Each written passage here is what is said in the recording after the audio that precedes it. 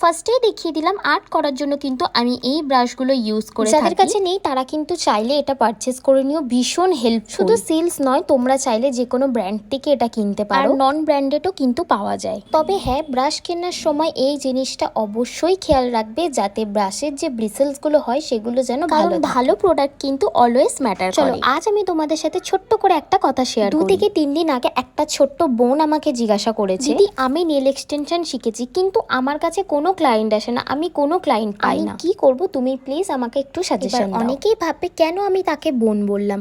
হ্যাঁ, সে অনেক ছোট তাই আমি তাকে বোন বললাম। সে সবে জাস্ট এই মাধ্যমিক কমপ্লিট করেছে। সত্যি এই যে ছোট্ট মেয়েটা এত চেষ্টা করছে নিজেকে কোথাও একটা নিয়ে গিয়ে দাঁড় করানোর জন্য, তার জন্য আমার ভীষণ ভালো লেগেছে। চলো তাহলে মেন পয়েন্টে আমি এবার যাই। অনেক জনকেই দেখেছি প্রোফাইলে কোনো রকম কোনো কাজের পোস্ট থাকে না, 2 থেকে 1টা। এবার বলবে দিদি আমি তো ক্লায়েন্টই পাই না, তাহলে আমি কিভাবে কাজগুলো পোস্ট করব? তাহলে এবার আমি বলি, তোমার কাছে তো প্র্যাকটিস ডিসপ্লে রয়েছে যেখানে তুমি প্র্যাকটিস করে পোস্ট করতেই পারো। কারোর হাতেই যে প্র্যাকটিস করে পোস্ট করতে হবে তা কিন্তু কোনো মানে নেই। তাহলে কি এভরিডে নিজের কিছু কাজ বা নিজের কিছু প্র্যাকটিস নিজের ফেসবুক স্টোরিতে দাও বা প্রোফাইলে শেয়ার করো। তোমার আমার কাজ কিন্তু সোশ্যাল মিডিয়া নিয়ে, তাই সোশ্যাল মিডিয়াতে যত বেশি তুমি তোমার কাজ নিয়ে অ্যাক্টিভ থাকবে তত কিন্তু ক্লায়েন্ট তুমি পাবে। মার্কেটে এখন চারিদিকে কেমন কি কাজ চলছে, কেমন কি আর্ট চলছে সেগুলোকে দেখো অ্যান্ড সেই ট্রেন্ডিং গুলো ফলো করে নিজের প্রোফাইলে পোস্ট। তোমার কাজ নিয়ে যত বেশি সোশ্যাল মিডিয়াতে আপডেট থাকবে, মার্কেটে কি চলছে সেগুলো নিয়ে যত বেশি তুমি আপডেট থাকবে তত বেশি তুমি ক্লায়েন্ট পাবে। ওভারঅল এসে কি দাঁড়ালো, সোশ্যাল মিডিয়াটাকে তোমাকে ম্যানেজমেন্ট করতে হবে। এখন কিন্তু ট্রেন্ডিং এ চলছে cats eye and isolated chrome. কিন্তু তুমি যদি এখন নেলস এর মধ্যে গাছ পাতা এঁকে পোস্ট করো তাহলে কি তুমি ক্লায়েন্ট পাবে? না,